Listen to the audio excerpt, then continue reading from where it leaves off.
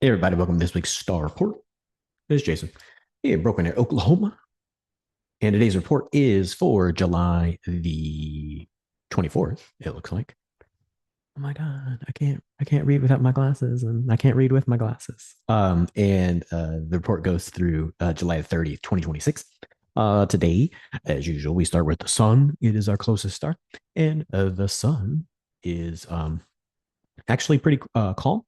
There is some solar activity, but none of it is sending solar weather our way. So you should be feeling a nice smooth energy from the sun.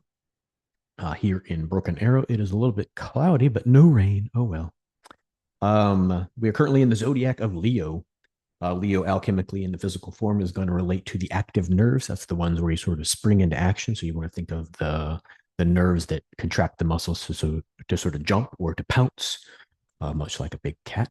And then also in the physical heart or in the heart chakra region. So you want to think about this as energy of like courage and action and stuff like that. So yeah, it'd be good zodiac energy to be in. Currently in two retrogrades, three by the end of the week. Pluto, which is really about self empowerment or discovering what you've already got deep inside of you, which is empowering. Try to keep my glasses below the light, so it's not just hey, where Jason's eyes go. But anyway, um, yeah. So Pluto with empowerment, and then Neptune. You want to think of the outer planets being deeper inside. So Neptune's about expanded awareness, and you really want to think of emotional awareness, spiritual gifts, emotional gifts that come along with that. And that's discovery, realigning, allowing to come to the surface those sort of powerful things that are deep inside you. And then by the end of the week, we'll be in Saturn retrograde, which is really about creating new rules for the self. So yeah, we'll talk about that when we get there. Today, Friday, the 24th, motivation's really returning. Today, so motivated. Motivation's returning today because Mercury's gone direct, and coupled that with the active but not harmful sun, and the sun's movement into the cosmic basket that's been influential over the past couple days. A lot of positive shifts are likely, and we sort of enter that post Mercury retrograde shadow phase. And that shadow just sort of means there's a residual energy of that Mercury retrograde, and most of that residual energy is going to be about you being able to revisit some of the things or tie up some loose ends of things that have shifted. Right? It's kind of like new habits.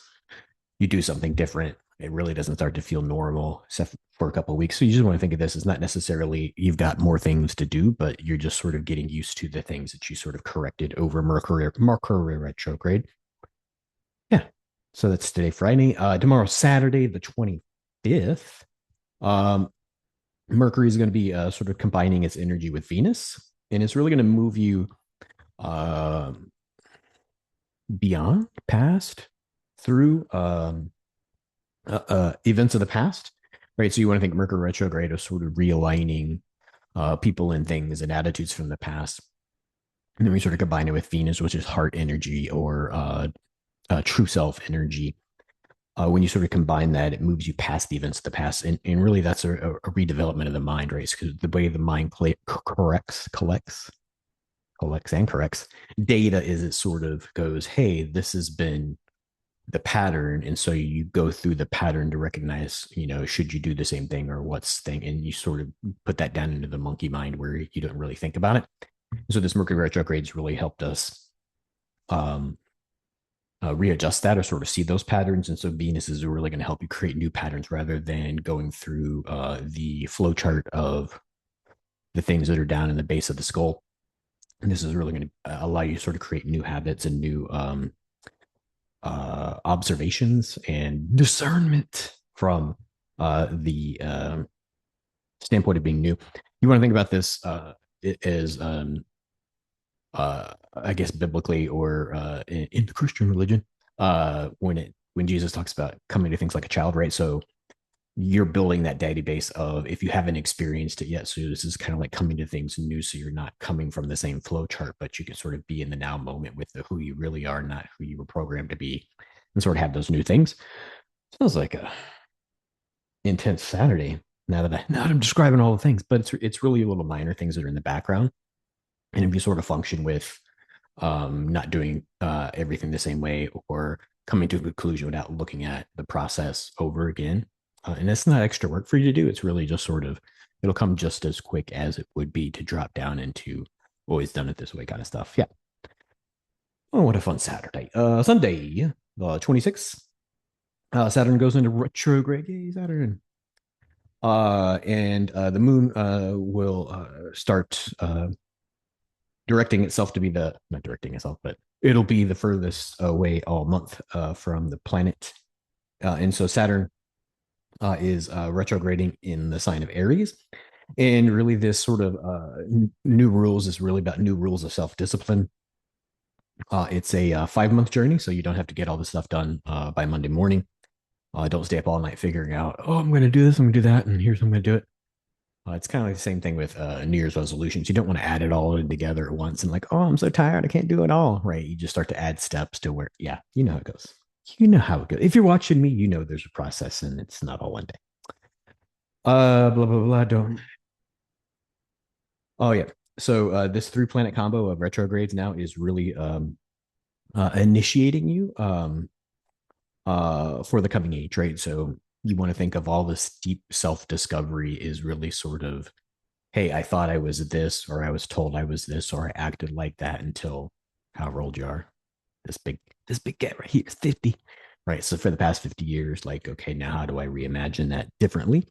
And that's not to say you got to forget everything, like, oh, I don't know what's happening, but it's sort of like there's a new age coming. So you should might as well be a new person during that new age rather than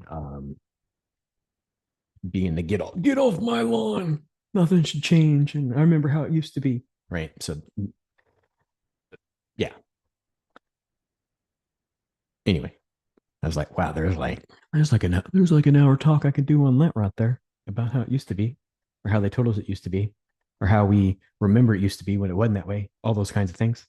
Leads us into Monday, the 27th of July, and Saturn now in full retrograde. It's really going to have you deeply focused on your true self and the purpose of being here uh, on planet Earth, in the universe and the cosmos, both as a human, both as a human, as a product of your ancestral line, and then also celestially, right? If you're a divine eternal soul worthy of love and affection, you're never going to die, never have died. What's that cosmic role of you, and how do you become aware of your oneness with the all that is and fun stuff like that? That sounds like a big Monday. Yeah, but just sort of like it's always an unfolding of who you are, what you're doing here. You know, you can do all kinds of past life corrections, psychedelics. You can go to the lexicon of DMT experiences and sort of see, hey, everybody's seeing the same beings when they do certain substances. You can get into all of that, but that doesn't necessarily all come at once, and that doesn't necessarily define that's exactly what you are, right? So uh, if you've ever done like an ancestry or a DNA scan, or done blood work to sort of see how you can maximize your physical form, all those sort of things is like, hey, all these things are happening, but the combo of those things for me is different than the combo of those things for you, right? So it's not like you're going to look it up in an encyclopedia and like, oh, that's exactly who I am. It's just information so that you, as a divine eternal soul worthy of love and affection, and a sovereign over your own life, you get to make that decision, and you just start to get to create a reality based on that information, and that information you would rather it be. Yeah, fun stuff. Good Monday. Leads us into Tuesday, the 28th of July. Will be the peak of the Delta Aquarius. So those should be, I think, in Aquarius. I don't know why they would call them Aquarius if it were in Aquarius. It's going to be in the Southern Hemisphere, though. So those of you watching me in the Northern Hemisphere will not be able to see them. But just like anything, you don't have to see it for it to have cosmic effect. And so usually during meteorites, we have intensified dreams, increased epiphanies or aha moments, breakthroughs. And this is happening just 2 days before the beginning of eclipse season. And eclipse season is really about the clearing out of lots of things that are whatever. Yeah, lots of things that are whatever. You know, the whatever. Lots of things that are clogging the system, right? So you want to think of this as too many tabs open in the brain, or you haven't cleared out the cache in your router at your house, and so your internet's slow. That's the kind of stuff that these eclipses are going to clear out. And so, yeah, pay attention to that. That'll be fun stuff. Tuesday, epiphanies, love them. Vivid dreams. So, if you're going to have vivid dreams, you got to get good sleep, right? So, sleep. Sometimes people have a hard time sleeping during meteor showers because of the intensified energy and the sensitivity they have. But get as much sleep as you can and have the most epiphanies possible, man. If you're just asleep, so this would be one of the times where I'm not saying gotta wake up, man. Those that are awake can see. No, those that can go to sleep can see on Tuesday. Leads us to Wednesday, the 29th of July. It'll be our micro full moon. So that means far away from the Earth. So it's smaller in the sky.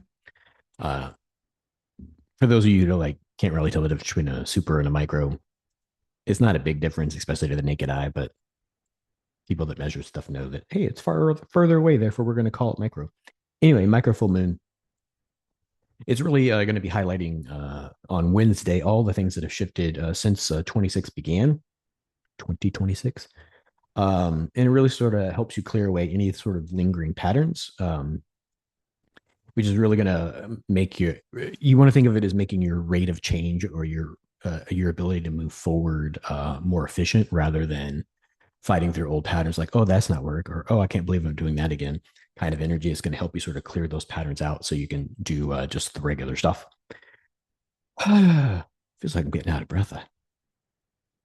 Anyway, it's not like I'm not exercising, man. I still go to the gym up here in Oklahoma. They got weights and stuff. Um, yeah, one of my friends told me when I moved here, he's like, "Oh man, you're out in the country." Blah blah blah. I was like, "There's a million people in the metroplex here," so it's like, it's not the sticks up here. Anyway, was that Wednesday? That was Wednesday. Yeah. So leads us to Thursday, final day report, because it's Friday through Thursday now. At least that's where I think I'm gonna land on the Friday through Thursday thing. Just sort of makes it more efficient. Uh, for anybody who was wondering, the reason I did it started on Wednesdays is because I was closed Sunday, Monday, Tuesday, and so it was my first day back at the shop. So I'm like, hey, I'll do a report. So I would get to the shop before I opened to do my report on Wednesday mornings. But yeah, now that I am here in my beautiful home office, Friday sounds good. Anywho, moving right along. Thursday, the 30th of July, is the beginning of eclipse season, and it begins under the light of a micro full moon. And beginning eclipse season, it just sort of means it's like Mercury pre-shadow and post-shadow stuff. So it's the pre-shadow to the eclipses. So they call it eclipse season. It's about 6 weeks, leading to or building up to the I think it's a full solar eclipse on August the 12th and a partial lunar eclipse on August the 27th. So just look forward to that. And just sort of know that when we're in the pre-shadow phase or like that, it's almost like a prep phase. Like you start to see things that need to shift or feel things um, releasing or getting out of your way to sort of move forward. And sort of going with that flow of continued release and continued growth really makes the impact of the eclipses less intense. Meaning, if you have something that's untreated and then all of a sudden you're like, oh, I didn't set my bone and they got to re-break it, and it's all this pain and all this ordeal. You want to think about all this shifting and all this work you're doing on yourself. When you hit these big shift points, they don't affect you as intensely as those people who haven't been working on themselves and have to be broken or shown or knocked on their ass to sort of pay attention. So yeah, that should be the things that are happening for the week. Until next time, everybody, thanks for watching me here, Oklahoma. I'm gonna find the button that says I can stop record. There it is. Is that it? That's not it. That's it. There we go. Okay, until next time, everybody, many blessings.